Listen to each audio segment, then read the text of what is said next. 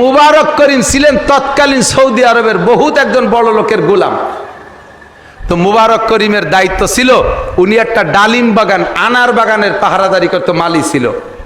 মালিক সব বাগানের মালিকদের কাছে ঘোরাঘুরি করে, বাগান দেখে আর ফল খায়। কোনোদিন উনি মুবারক করিমের বাগানে যায় নাই।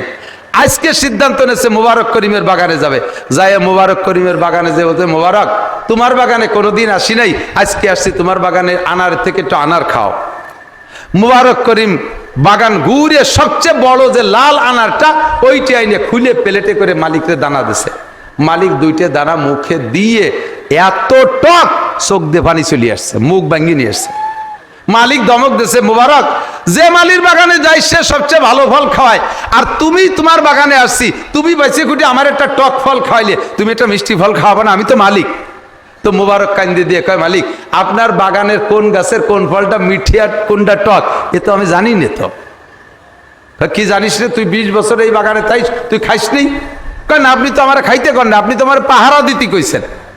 পাহারা দেওয়ার মানে অন্য কেউ যেন খেয়ে না যায় আর আমিও যেন না খাই, সব খেয়ানত্বের থেকে পাহারার নাম হলো পাহারা। কথা বল না কেন? তা কেউ অন্য সবাইরেও খাতি দেয় নেই, আমিও কোনোদিন খেয়ে দেখিনি। কয়তো যেটা গাছেতে পড়িয়ে যায় তাও কি একটু খাইস নিয়া? কয়তো তাও তো বলেন নাই যে পড়িয়ে যাওয়াটা খাওয়া, আমি খাবো কি রে? মালিক মুবারক করিমের এই আজীব কথা শুনিয়া খুশিতে কান্দে দিয়ে কয়, মুবারক তোর মতো বুজুর্গরে আমি আজ 20টা বছর পর্যন্ত 20 বছর মালিকের কাছে এখানে গোলাম, তোরে কষ্ট দিছি, আজকে থেকে তুই আজাদ, স্বাধীন। স্বাধীন এতদিন ছিলি গোলাম, এখন থেকে স্বাধীন। জোরে কন্যা সুবহানাল্লাহ। কিসের বদৌলতে? সার্টিফিকেটের বদৌলতে, আইএবি এমএ বিসিএস পাসের বদৌলতে, একটা মাত্র বদৌলতে, তার নাম তাকওয়া। তার নাম কি? মালিক কয়, আমি তো এখানে থাকি না, তুই খাইস রে কে? কয়, আপনি থাকেন না তাতে কি হবে, আপনি তো দুনিয়ার মালিক, অরিজিনাল মালিক যে, সেই মালিক আমারে দেখে। আমি বারবার নিয়ত করি যে একটা আনার খাবো, আনারে যখন হাত দেই আমার মনে হয় যেন আল্লাহ পাক রব্বুল আলামিনের হাতের দিকে তাকাই রয়েছে, এই জন্য আমি খাতি পারি না। এই 20 বছর এই ভয়তে খাই নেই। মালিক কয়, আজকে থেকে তুই আজাদ। সম্মান বাড়ছে না কমছে? এইটাই কারামতি পাইছেন, এই ফজিলত পাইছেন কিসের বদৌলতে? একমাত্র তাকওয়া। বলেন কিসের বদৌলত? তাকওয়া। বাড়ি যাই এই স্ত্রীরে বলছে, আজকে তো মুবারক করিম রে আজাদ করে দিয়ে আসছি। কদি কি কাজটা করলাম কি? বউ কান্দি দিয়েছে, কয় তাহলে তোমার সম্পত্তিতে বাটি ধরবে আর তুমি ধরে রাখতে পারবে না। তোমার আর যত কর্মচারী সবগুলো চোর চুট্টা, নামাজ নাই কালাম নাই, চুরিটা হাতিয়ে খায়। এক মুবারক করিমের তাহাজ্জুদের বদৌলতে আল্লাহ তাআলা তোমার সম্পদ ভান্ডার বাড়াই দিয়েছে, আর তুমি তারে দিচ্ছে আজকে আজাদ করে অত যাবিরে চলিয়া, আর বাকি স্বর্গে কারণে সম্পদে বাটি ধরবে। তুমি তাড়াতাড়ি মুবারকরে ঠেকাও। মালিক যে মুবারকরে বলে, মুবারক তোমারে আজাদ করে দিচ্ছি, চলে যেতে পারো, তবে বাবা যদি দয়া করে মেহেরবানি করে থাকো, তোমার আর একটা প্রমোশন দিয়ে রাখবো। আমার গোটা সম্পদের ম্যানেজার তুমি, সবচাইতে বেতন তোমার হবে, তুমি আমার সম্পদের রক্ষণাবেক্ষণের দায়িত্ব নিয়ে থাকো। সম্মান বেড়ে গেছে মালিকের। পরবর্তীতে অ্যাসিস্ট্যান্ট মুবারক করিম, একমাত্র তাকওয়া। কয়েকদিন পরে মালিকের মাইয়ে বিয়ে দেবে, স্বামী স্ত্রী দুইজনে আলোচনা করছে, এখন বিয়ে দেওয়ার জন্য পরামর্শ করবে কার সাথে? স্ত্রী কয় যে একজন ভালো মানুষের সাথে পরামর্শ করো। কয় যে ভালো মানুষ, বুদ্ধিমান, আমাকে মুবারকের চাইতে আর ভালো নাই, ওর কাছে শুনি। মুবারকের কাছে জিজ্ঞেস করছে, মুবারক মাইয়ে বিয়ে দেবো, ছেলেটা কেমন হলি ভালো হয়? তুমি একটু আমানতদারির সাথে আল্লাহর দিকে একিন রেখা, আল্লাহর ভয় অন্তরে রেখে একটা সুপরামর্শ দাও। মুবারক কয়, হাদিসে আসছে মেয়ে বিয়ে দেওয়ার জন্য 4টে গুণ দেখতে হয়।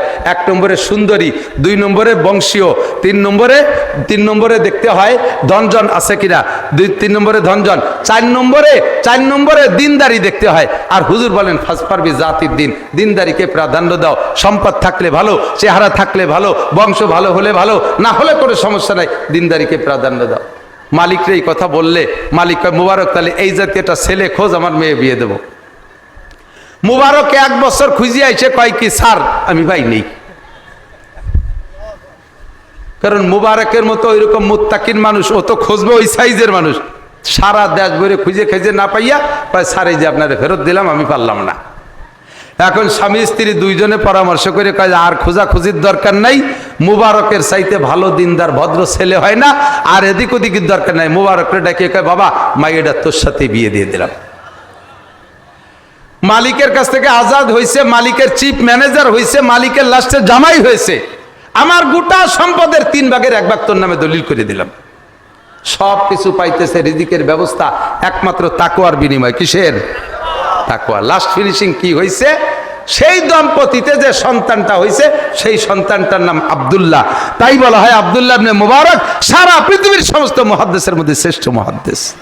আল্লাহ তাআলা আমাদের সকলকে এই তাকওয়া অর্জন করার তৌফিক দান করুন। তাকওয়ার বদৌলতে আমাদের দুনিয়া আখিরাতের কল্যাণ ও কামিয়াবি নসিব করুন। সবাই বলেন আমিন। মাদ্রাসা এবং মাহফিলের বিপক্ষে কারা? একটু মহব্বতের সাথে হাত দেখান তো। এই মাদ্রাসার মাহফিলের বিপক্ষে কারা? খালি আমি একা? না, আমি একা না, আমি তোমাদের বিপক্ষে কারা? হাত কেউ দেখান নাই। আমি বিপক্ষের লোকটারে খুঁজে বের করবো। মুনাজাতের আগে যে লোকটা আটা দেবে বসবো ওই লোকটাই বিপক্ষের। যেহেতু এখন কি হাত দেখাই না সবাই সংক্ষিপ্ত কথা, আমার ওয়াজ হয়ে গেছে। আমি দাওয়াত দিয়ে যাই, এদিক তাকান। এখন থেকে প্রস্তুতি নেবেন। বাংলাদেশে বিশ্ব ইজতেমার তারিখ বলেন 10, একটু বলেন 10, 11, 12 জানুয়ারি 2025 বিশ্ব ইজতেমা।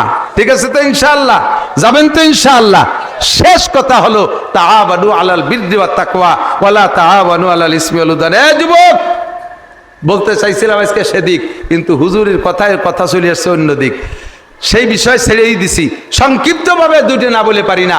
সর্ব অবস্থায় আমরা প্রত্যেককে ভালো কাজে সাহায্য করব। কথা বলেন। নেকের কাজে সাহায্য করব, মসজিদ বানানোর কাজে, মাদ্রাসা বানানোর কাজে, মাহফিল করার কাজে, নবীওয়ালা কাজে, ইসলামী মিটিং মিছিলে, ধর্মীয় যে কাজ আছে প্রত্যেকে আমরা একে অপরকে সাহায্য করব।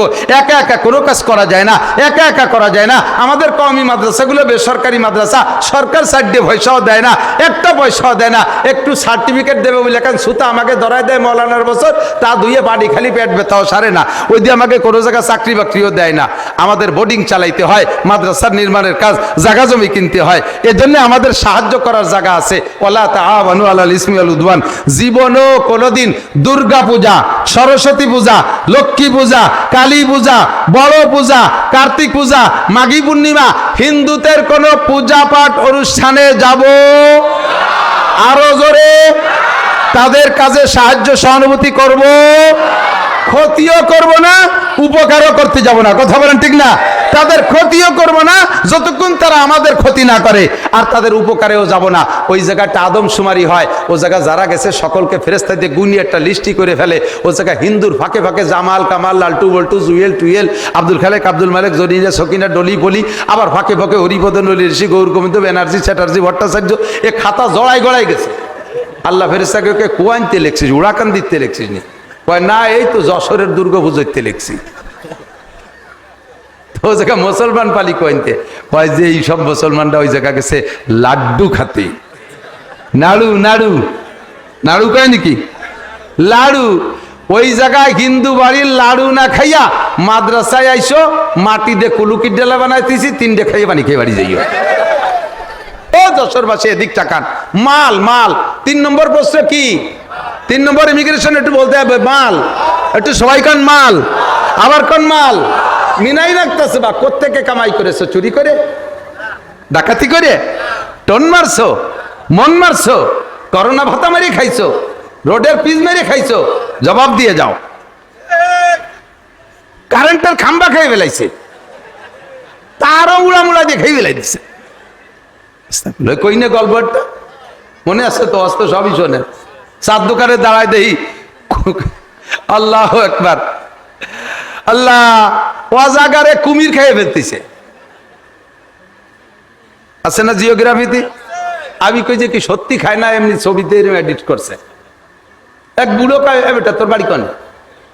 আমার চেনে নয় বুড়ো, আমি তো বক্তা, সবাই চেনে। আমি তোমার বাড়ি কোন জায়গা? আমার বাড়ি গোপালগঞ্জ। কয় না, তোমার বাড়ি গোপালগঞ্জ না। বলে হ্যাঁ আমার বাড়ি আইডি কার্ড আছে। যত আইডি কার্ড থাকুক তোমার বাড়ি গোপালগঞ্জ না, গোপালের এত বলদ হয় না। আমি কি বলদের কি এলাম? কয় যে ওয়াজাগারে কুমির খায়, তুমি আশ্চর্য হচ্ছ? এ তো আমার মাথায় ধরে না। তুমি তোমার বাড়ি গোপালগঞ্জ না। চাচা কি হয়েছে কি তাই করে? ওই যে দেখতেছি, আমি তো আশ্চর্যই তো হইতো, আমি কোনোদিন তো চোখ দিয়ে দেখিনি। কারে বেটা কি জন্য কই? এ তো ওয়াজাগারে কুমির খায়। আমাকে বাজারে সরকার 3টে পাকা পায়খানা দিছে, তাই এক নিতা খেয়ে ফেলাই দিছে। মানুষই 3-3টে পাকা পায়খানা খাতি পারলি, ওয়াজাগারে কুমির খাওয়াতে দোষ কি? আমি বাবা আল্লাহ তোমারে ফিরে যেন যৌবন দেয়। তুমি বুড়ো কালে এই কথা করতে পারলি?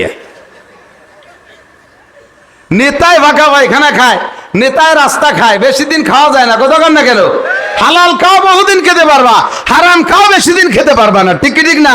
সবাই সতর্ক হয়ে যাও। এক দলের থেকে আরেক দল শিক্ষা নাও, এক দলের থেকে আরেক দল শিক্ষা নাও।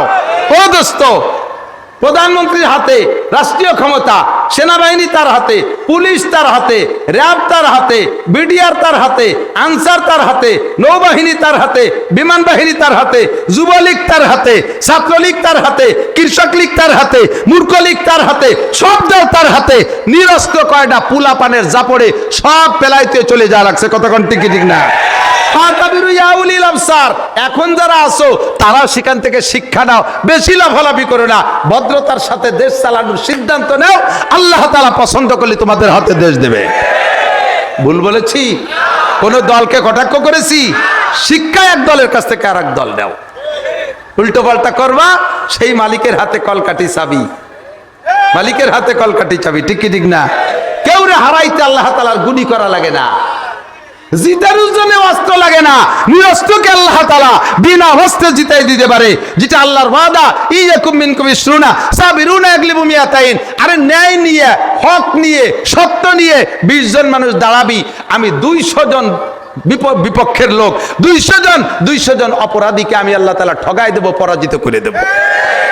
প্রমাণ আছে না নাই? বিশ্বাস হয় কি হয় না? সাবধান, সতর্ক। যা বলতে চাইছি, মিন আইন একতাসাবা, মাল কোত্থেকে কামাই করছেন? ইন্ডিয়ার সাথে চোরাচালানি ব্যবসা করে সেই টাকায় দিয়ে কাবাঘর বানাইতেছেন। মাল একটা পার্স, একটা দাম। আপনারা যশোর এলাকার কাছ থেকে পার্স কিনে, এই জন্য পার্সের ব্যবসায়ীরা আছে বলে কয়ে তুয়ে যাই, আমাকে তো কিনা লাগে। আল্লাহু আকবার। মাঝে একটা সমস্যা হয়ে গেছে, আমি একটু বলে দিই। অনেক সময় এগুলো নিয়ে আড়ালে দরিদর করায়। আমার ড্রাইভারের দিয়ে আমি টায়ার কিনতে পাঠাইছি, আমি জীবনেও কোনোদিন মাল বাকি কিনি না। ইন্না লিল্লাহি ওয়া ইন্না ইলাইহি রাজিউন। একটু জিকির করি, লা ইলাহা ইল্লাল্লাহ, ইলাহা ইল্লাল্লাহু মুহাম্মাদুর রাসূল। এই কলেমা জিকির করতে গেলে আমার আজ আসে। এই দিক দেখান, এই স্টেজে কলেমা জিকির করতে গেলে কলেমা 2 ভাগ করে ফেলে। আমি কইছি লা ইলাহা, ও জায়গা কেউ কই না, উনটা শুরু হচ্ছে ইল্লাল্লাহ দিয়ে। কলেমা কি 2 জনে মিলে এক কলেমা? যার যার কলেমা তার তার না, আবার গোড়াইতে লা ইলাহা ইল্লাল্লাহ মুহাম্মাদুর রাসূলুল্লাহ। ব্যবসা বাণিজ্যের ভিতরে আপনি মাল বিক্রি করতেছেন, আল্লাহর কসম 1 টাকাও লাভ করি নেই, অথচ লাভ করছেন 1000 টাকা। আমার মতো সরল বলদরে ধোঁকা দিয়েছেন, মিথ্যে কথা আপনি বলেন নাই, আপনি 1 টাকাও লাভ করেন নাই, তার মানে আপনি 1 টাকা লাভ করেন, আপনি লাভ করছেন 1000 টাকার, কসম খাইছেন 1 টাকার উপরে। আল্লাহর কসম 1 টাকাও লাভ করিনি। কথা তো সত্যি, কিন্তু লাভ করছেন 1000 টাকা। এই কসম সত্য কসম নাই, এটা মিথ্যা কসম, এটার নাম ধোঁকার কসম। আল্লাহ নবী কোন হাদিসের মধ্যে বলে নাই মান কাযাবা ফালাইসা মিন্নি, যে মিথ্যে কথা কয় সে আমার উম্মত না, এ কথা হুজুর বলেন নাই। হুজুর বলেছেন মান গস্সা ফালাইসা মিন্নি, যে ধোঁকা দেয় কিনা বেচার ভিতরে সে আমার উম্মত না। আপনি এভাবে ধোঁকা দিয়ে ব্যবসা করে মোটা টাকার মালিক হয়ে গেছেন, এই টাকার থেকে আপনি 2 লাখ টাকা মাদ্রাসা মসজিদে দিয়ে দিয়েছেন, কাম হবে না। মোটা ঘুষ খাইয়ে সেই টাকা দিয়ে মসজিদ করে দিয়েছেন, 1 পয়সারও নেকি হবে না। বরং হাদিসে আজকে লা সাদকাতা মিন গুলুলিন, তিরমিজি শরীফের হাদিস, লা সাদকাতা মিন গুলুলিন, হারাম মালের সদকা নাই। যদি কেউ হারাম মাল এদিক যদি কেউ হারাম মাল দান করে নেকির আশা করে, ওই লোকটা কাফের হয়ে যায়। খুব সাবধান। তাহলে 1 নম্বরে মাল কোত্থেকে কামাই করেছো, 2 নম্বরে কামাই করেছো হালাল ভাবে। মিন আইনা ফিমা আনফাকা, কোথায় খরচ করেছো। আমার দিক তাকান, বহুত মানুষ পরিশ্রম করে হালাল ভাবে ইনকাম করে, ভ্যান চালাইয়া, রিক্সা চালায়, মাথার গাম পায়ে চলে গেছে, ইনকামটা হালাল, এর মধ্যে সন্দেহ নাই, কিন্তু খরচ করে হারাম ভাবে। প্রত্যেক শনিবারে ব্যারাকের কিস্তি দেয়, এ আছে না নাই? গ্রামীণ ব্যাংকে কিস্তি দেয়, আশার কিস্তি দেয়, আছে না নাই? ইনকাম করছেন হালাল ভাবে, খরচ করছেন হারাম ভাবে। ইনকাম করছেন হালাল ভাবে, খরচ করছেন হারাম ভাবে, দুইটা আপনার অপরাধ। 3 নম্বর ইমিগ্রেশন। 4 নম্বর ইমিগ্রেশন মাদা আমিলা বিমা আলিমা। ও আমার প্রাণ প্রিয় বন্ধুরা যারা এখানে বসে আছেন, আমার মা বোনরা পর্দার আড়ালে আছেন, এতক্ষণ পর্যন্ত আমাদের থেকে যা শুনেছেন এই কথার পর আমল কতটুকু করছেন এর জবাব আল্লাহর কাছে দেওয়া লাগবে কি লাগবে না? কত বলেন লাগবে? এই জন্য রেডি হয়ে যাই। ইয়া আইয়ুহাল্লাযীনা আমানু, হে অন্ধ জগতের অটল বিশ্বাসীরা, ইত্তাকুল্লাহ, ভয় পাও আল্লাহকে। কেমন ভয়? আপনারা ভয় পান? আল্লাহরে ভয় পান? আল্লাহ আছে, ভয় লাগে আল্লাহকে। আল্লাহর কাছে জবাব দেওয়া লাগবে কি লাগবে না? এ ভয় হয়। কেমন ভয়? ইত্তাকুল্লাহ হাক্কা তুকাতিহি, যেমন ভয় করা দরকার এরকম ভয় করো। জানতে চাইলাম আল্লাহ, মৌলানা নাসির সাহেব বলল প্রত্যেক ইবাদতের বেনিফিট তুমি পরকালে দিবা। এদিক তাকান, সব ইবাদতের প্রতিদান পাওয়ার আশা কি আপনারা দুনিয়া করেন না আখেরাতে? এটা সত্যি কথা কোন? নামাজের বিনিময়ে কোথায় আশা? রোজার বিনিময়ে কোথায় নিতে চান? টুপি দাড়ির বিনিময়ে কোথায় নিতে চান? দান খয়রাতের বিনিময়ে কোথায় নিতে চান? তবলিগ সরমুনার প্রতিদান কোথায় নিতে চান? ইসলামী রাজনীতির প্রতিদান কোথায় নিতে চান? একটু বলেন কোথায়? যদি ইবাদত করে তার উদ্দেশ্য থাকে যে দুনিয়ার মানুষে আমারে প্রশংসা করুক, ভালো কোক, তার নাম হলো ইবাদতের মধ্যে শিরিক। বুঝেন? ইবাদতের মধ্যে। আর আল্লাহ নিষেধ করেছেন ওয়ালা ইউশরিক বিইবাদাতি রাব্বিহি আহাদা। ইবাদতের মধ্যে শিরিক করো না। ইবাদতের মধ্যে শিরিক একটু বুঝতে হবে। আরে দুনিয়ার ইবাদত নষ্ট হয়ে যাচ্ছে শুধু একটা কথা না বোঝার কারণে। ইবাদতের মধ্যে শিরিক।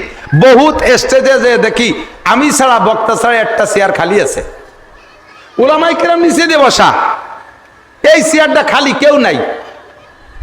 আমি বললাম যে এই চেয়ারটা খালি রয়েছে, তো ডিস্টার্ব করতে চাই, নামায় তো না, কেউ উঠে বসেন। কয় না হুজুর, ও নামানুও যাবে না, ওতে কেউ বসাও যাবে না। কোন চেয়ারে কি দেবে না? তো আমি বসি। কয় না আপনারটা আপনি বসেন। কেন, সমস্যা কি? কয় চেয়ার হলো সভাপতির চেয়ার, তা ডাক দেন সভাপতিরে বসুক। কয় না উনি অভিমান করছে, আসবে না। কেন আসবে না? কয় যে উনি এই বছর হজ করে আইছে, এই যে ওনার নাম, তো ওনার নামের শুরুতে আমাদের পেরেছে ভুল করছে, আল হাজ লেখে নাই, উনি এই জন্যই রাগ করে চেয়ারে বসবে না। এখানে আসছিল পোস্টার দেখে, কয় আমি 8 লক্ষ টাকা দিয়ে হজ করছি ফার্স্ট প্যাকেজে, আর আমার নামটাও এখানে কাগজে আল হজ লিখতে কয় টাকা লাগতো মিয়া? টাকা আমি দিতাম, আমার নামের শুরুতে আল হজ লেখো নাই, আমি চেয়ারে কিভাবে বসি? তাহলে তুমি কি হজ করেছো চেয়ারে বসে পোস্টারে আল হজ লেখানোর জন্য নাকি জান্নাতের জন্য? অবশ্যই তুমি দুনিয়ায় মানুষের কাছ থেকে প্রশংসা পাওয়ার জন্য হজ করেছো। কথা বলেন ঠিক ঠিক না? এর নাম শিরিক ফিল ইবাদত। আপনি তাকে দাড়ি রাখতেন না, দাড়ি রাখেন যে? কয় যে নাতি সেদিন কোলে বসে কচ্ছে না না আমার দাদার কত দাড়ি আছে, তোমার দাড়ি নাই, এই কই আমারে লজ্জা দিছে, শেষে দাড়ি রাখছি। এই দাড়ি কি সুন্নতি দাড়ি না নাতির মোহাব্বতের দাড়ি? এরকম শিরিক ফিল ইবাদত। আপনি তাকে নামাজ পড়তেন না, এখন যে নিয়মিত পড়েন মসজিদে, কই বিটি গে জ্বালায়, বাড়ি থার কায়দা নাই, এই জন্যই নামাজ পড়ে। তাহলে এই নামাজ কি আল্লাহর নামাজ? আল্লাহর ওয়াস্তে ইবাদতের নামাজ না, মানুষের মুখ বন্ধ করার নামাজ। এই দিক থেকে না একটু ফাঁকে কয়ে যায়, এসে গেছে যেহেতু শিরিক ফিল ইবাদত। কষ্ট হচ্ছে আপনাদের? মানুষ মারা গেলে 4 দিনের দিন মিলাদ বেদাত, 4 দিন 10 দিন মৃত্যুবার্ষিকী, এগুলো বেদাত। বলেন কি?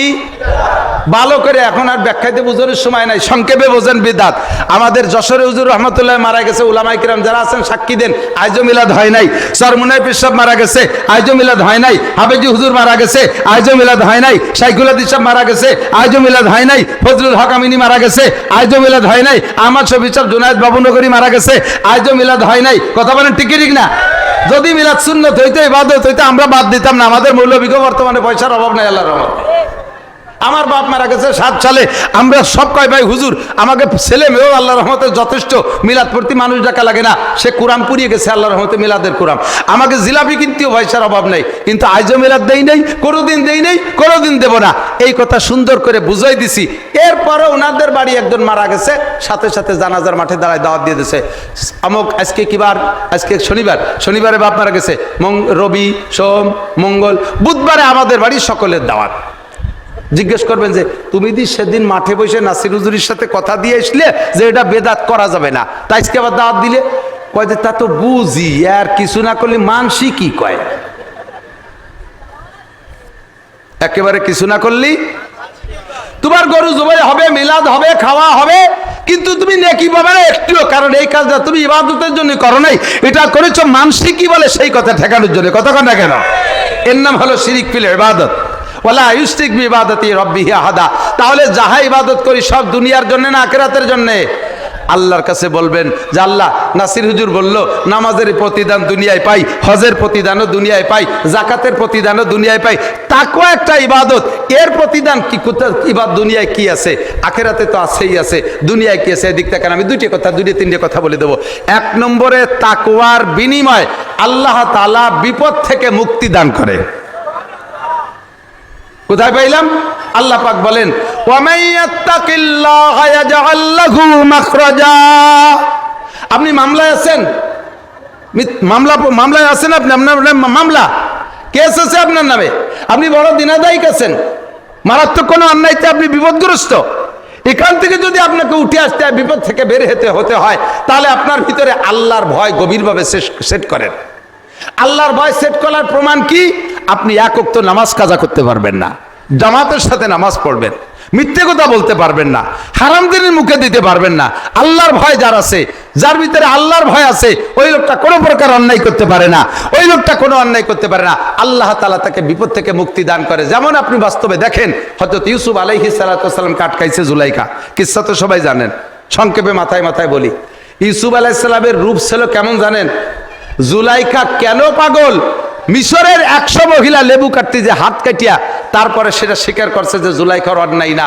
আসলে ইউসুফের চেহারার উপরে এরকম আসক্ত হওয়াটাই স্বাভাবিক। সারা দুনিয়ায় মানব জাতির জন্য আল্লাহ যে রূপ বাজেট করছে চেহারা, তার অর্ধেক একা ইউসুফরে দিয়ে দিয়েছে। একটু টের পার নাই আমি কি কইছি?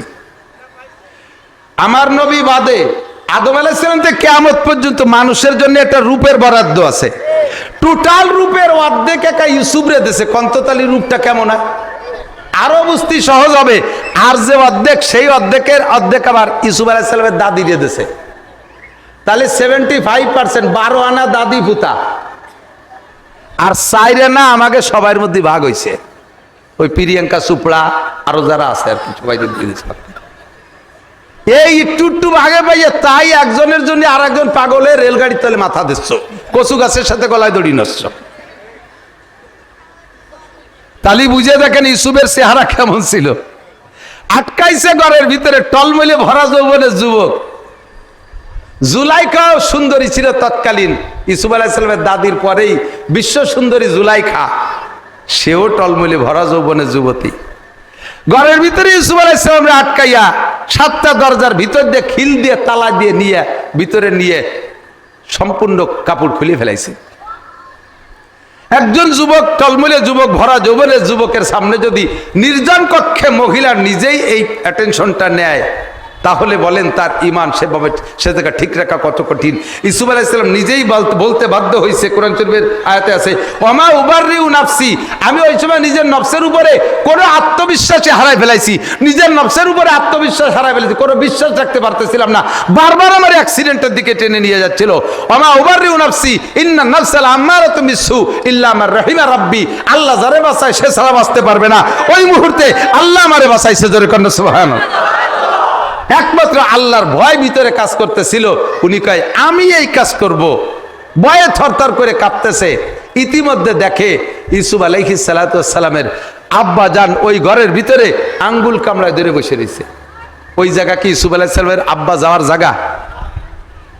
ইউসুফের জায়গা আছে, তাই তো তার আব্বা জানে না।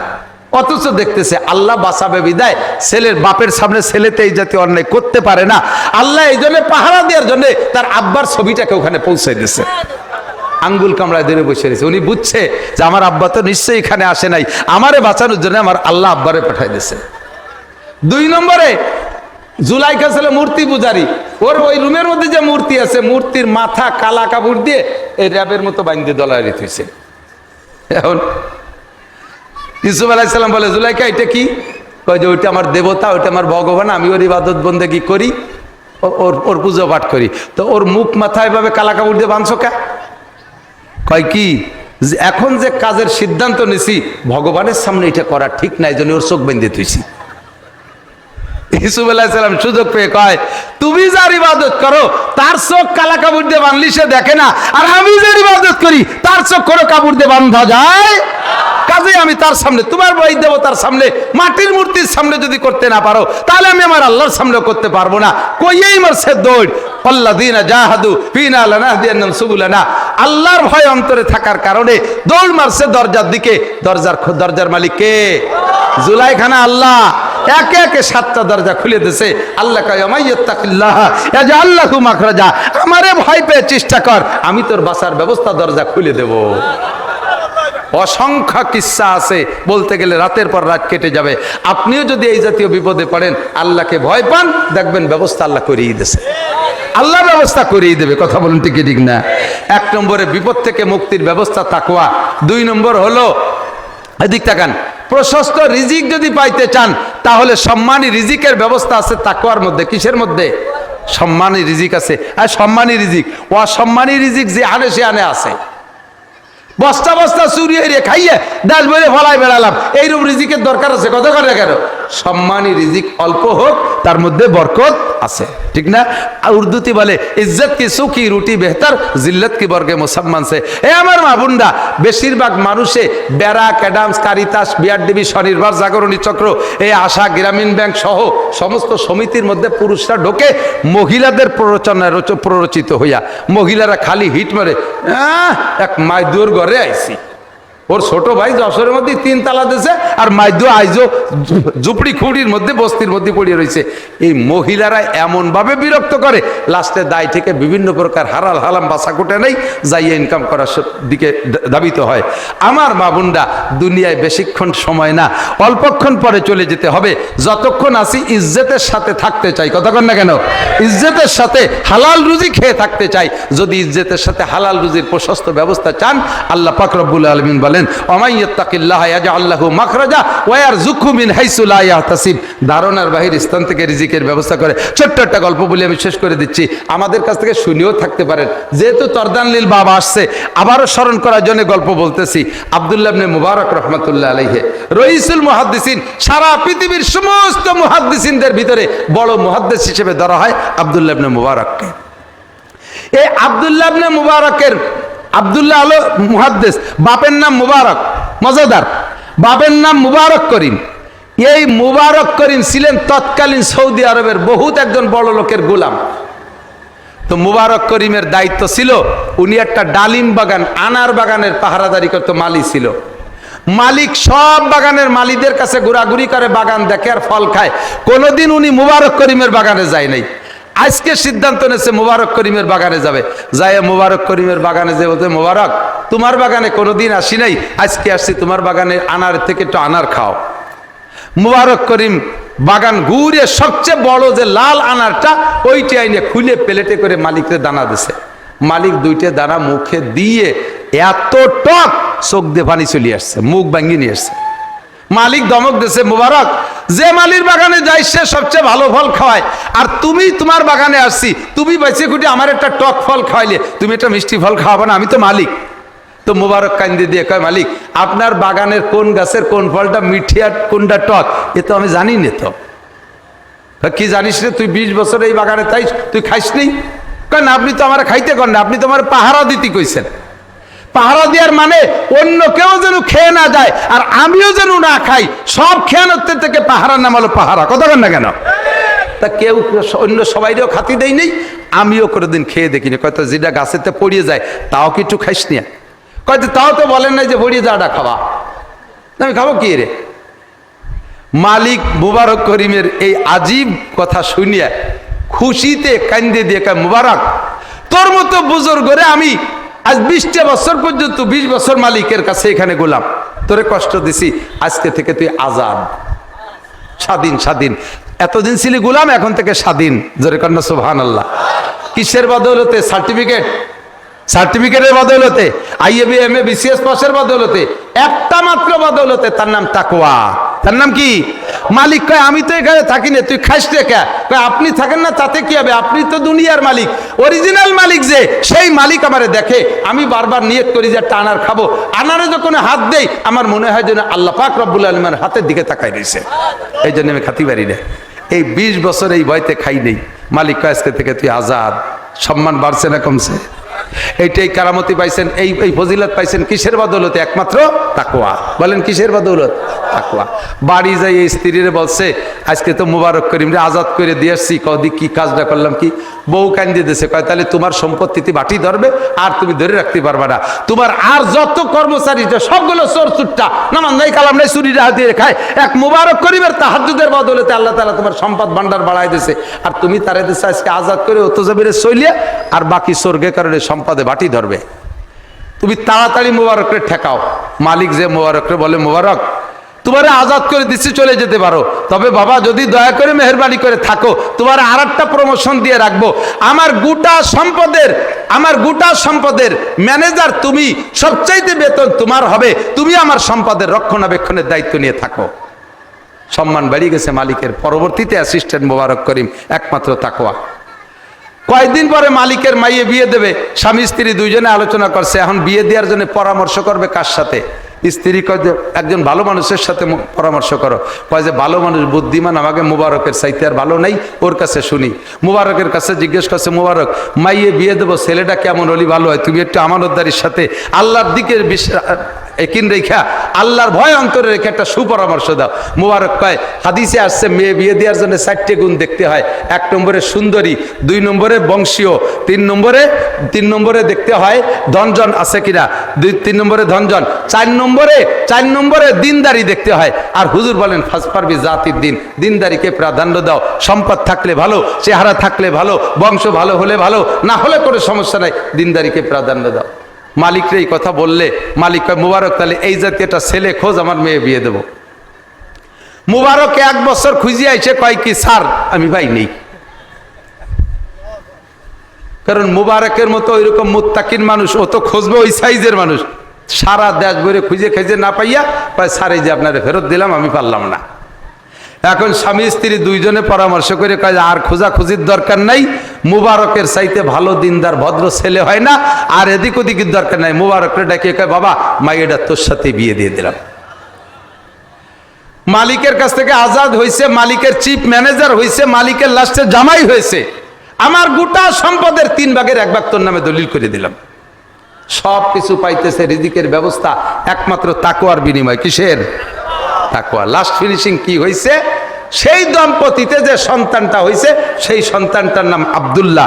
তাই বলা হয় আব্দুল্লাহ ইবনে মুবারক সারা পৃথিবীর সমস্ত মুহাদ্দিসের মধ্যে শ্রেষ্ঠ মুহাদ্দিস। আল্লাহ তাআলা আমাদের সকলকে এই তাকওয়া অর্জন করার তৌফিক দান করুন।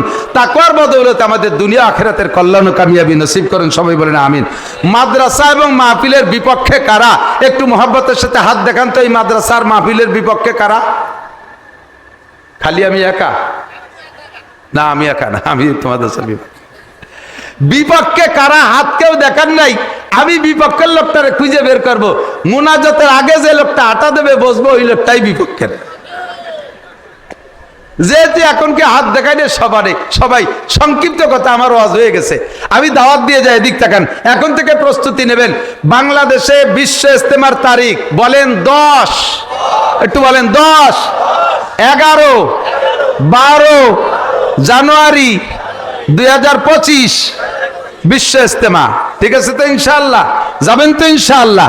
শেষ কথা হলো তাআওয়ানু আলাল বিররি ওয়াত তাকওয়া ওয়ালা তাআওয়ানু আলাল ইসমি ওয়াল উদওয়ান। এই যুবক, বলতে চাইছিলাম আজকে সেদিক, কিন্তু হুজুরের কথা চলে আসছে অন্যদিক। সেই বিষয় ছেড়েই দিছি। সংক্ষিপ্তভাবে দুটো না বলে পারি না। সর্ব অবস্থায় আমরা প্রত্যেককে ভালো কাজে সাহায্য করব। কথা বলেন? নেকের কাজে সাহায্য করব। মসজিদ বানানোর কাজে, মাদ্রাসা বানানোর কাজে, মাহফিল করার কাজে, নবীওয়ালা কাজে, ইসলামী মিটিং মিছিলে, ধর্মীয় যে কাজ আছে প্রত্যেকে আমরা একে অপরকে সাহায্য করব। একা একা কোনো কাজ করা যায় না, একা করা যায় না। আমাদের কওমি মাদ্রাসাগুলো বেসরকারি মাদ্রাসা, সরকার সাইড দিয়ে পয়সাও দেয় না, একটা পয়সাও দেয় না। একটু সার্টিফিকেট দেবে বলে এখন সুতা আমাকে ধরায় দেয় মৌলানার বছর, তা ধুয়ে বাড়ি খালি পেট ব্যথাও সারে না। ওই দিয়ে আমাকে কোনো জায়গায় চাকরি বাকরিও দেয় না। আমাদের বোর্ডিং চালাইতে হয়, মাদ্রাসা মাদ্রাসার নির্মাণের কাজ, জায়গা জমি কিনতে হয়। এজন্য আমাদের সাহায্য করার জায়গা আছে। ওয়ালা তাআওয়ানু আলাল ইসমি ওয়াল উদওয়ান। জীবনও কোনোদিন দুর্গা পূজা, সরস্বতী পূজা, লক্ষ্মী পূজা, কালী পূজা, বড় পূজা, কার্তিক পূজা, মাঘী পূর্ণিমা, হিন্দুদের কোনো পূজা পাঠ অনুষ্ঠানে যাব আরো জোরে, তাদের কাজে সাহায্য সহানুভূতি করব, ক্ষতিও করব না, উপকারও করতে যাব না। কথা বলেন ঠিক না? তাদের ক্ষতিও করব না যতক্ষণ তারা আমাদের ক্ষতি না করে, আর তাদের উপকারেও যাব না। ওই জায়গাটা আদমশুমারি হয়, ও জায়গা যারা গেছে সকলকে ফেরেশতা দিয়ে গুনি একটা লিস্টি করে ফেলে। ও জায়গা হিন্দুর ফাঁকে ফাঁকে জামাল, কামাল, লালটু, বল্টু, জুয়েল, টুয়েল, আব্দুল খালেক, আব্দুল মালেক, জরিনা, সকিনা, ডলি, বলি, আবার ফাঁকে ফাঁকে হরিপদ, নলি, ঋষি, গৌর গোবিন্দ, ব্যানার্জি, চ্যাটার্জি, ভট্টাচার্য, এ খাতা জড়াই গড়াই গেছে। আল্লাহ ফেরেশতাকে কোয়াইনতে লিখছিস, উড়াকান্দিতে লিখছিস নি? কয় না, এই তো যশোরের দুর্গাপুজোতে লিখছি। তো ওই জায়গা মুসলমান পালি কোয়াইনতে কয় যে এই সব মুসলমানরা ওই জায়গা গেছে লাড্ডু খাতে, নাড়ু নাড়ু নাড়ু কয় নাকি লাড়ু। ওই জায়গায় হিন্দু বাড়ির লাড়ু না খাইয়া মাদ্রাসায় আইসো, মাটি দিয়ে কুলুকির ডেলা বানাইতেছি, 3টে খাইয়ে পানি খেয়ে বাড়ি যাইও। সুসদল জীবনও যাব, ঠিক আছে তো? প্রতিজ্ঞা, পাক্কা প্রতিজ্ঞা, ঠিক আছে? ছেলে মেয়েকেও যেতে দেবো না, তাই তো? আপনারা গেলে ওরা খুশি হয় না, বিপদে পড়ে নাড়ু খাওয়ায়, যাতে আপনারা অত্যাচার না করেন। তারাও চায় যে তোমরা না আসো, তারাও চায়। আমি এই শত্রুজিৎপুর আছে না, মাগুরা একটা জায়গার নাম আছে শত্রুজিৎপুর, আমাকে গোপালগঞ্জের উড়াকান্দির সময় ওই শত্রুজিৎপুর মাহফিল, এক বুড়ো, আমি 2 ঘন্টা ওয়াজের পরে নামছি, হিন্দু এক বুড়ো, ওনাদের স্বভাব হলো কেউরে বড় মনে করলে তারে দেবতা কয়ে সেবা দেয়।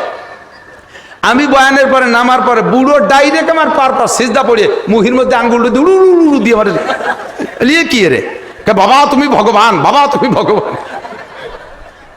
আমি কই আল্লাহ, আমার তো কোন বিপদে ফেলালো, 2 ঘন্টা ওয়াজ করে আমি ভগবান হয়েছি। বাবা আজকে তুমি একটা উচিত কথা বলেছো, এই দেশের মুসলমানরা আমাদের পূজায় আইসা আমাদের মেয়েদের গায়ে হাত দেয়, আমাদের বিভিন্ন জায়গায় ক্ষতি করে। আমরা তাদের এই অত্যাচারের ভয়তে তাদেরকে আমন্ত্রণ করি, নিমন্ত্রণ করি, কিছু খাওয়াই, তারা মনে করে যে তারা আসলে আমরা খুশি। আদৌ আমরা খুশি না। এই কথাটাই তুমি আজকে মাহফিলের মধ্যে বলেছো, এটা আমাদের জন্য বলেছো। এজন্য তোমাকে আমি বহুত বড় করে জানি, তোমার জন্য আমি দোয়া করি, ভগবান তোমার দেবতা বানাই দিক। উনি যা জানে, যার কাছে যা দোয়া আছে, শুনছেন না গল্প? পাকিস্তানের ফিল্ড মার্শাল আইয়ুব খান বাংলাদেশে এসে এক বুড়ি কয় যে আমি আইয়ুব খানের একটু দেখতে যাব।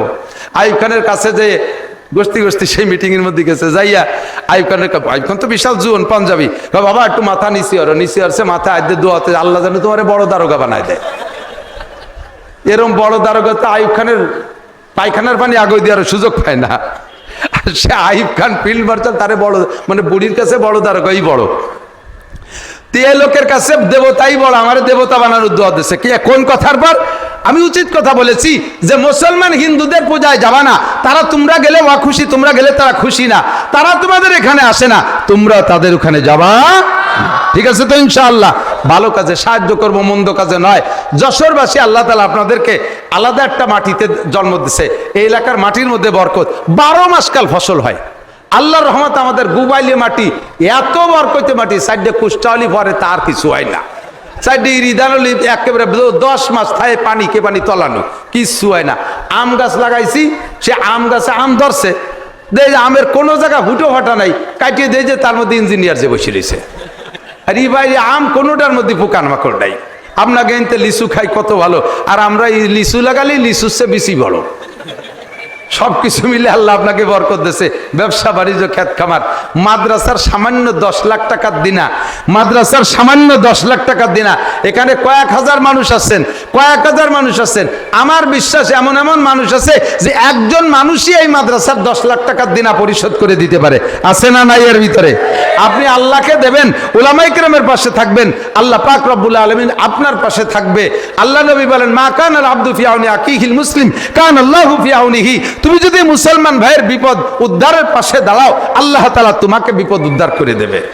তুমি কে সাহায্য করবা, আল্লাহ তোমার সাহায্য করবে। তো একজনের কাছে চাই না, মহাব্বতের সাথে সর্বপ্রথম একটা মানুষ দাঁড়াবেন যে আমি মাদ্রাসার উলামায়ে কিরাম তুলাবায়ে আযমদের খেদমতে সদকায়ে জারিয়া হিসেবে আব্বা আমার রুহের মাগফিরাত, আমার বিপদের থেকে মুক্তির জন্য, রোগ ব্যাধি থেকে শিফার জন্য উলামায়ে কিরামের দোয়া নেব।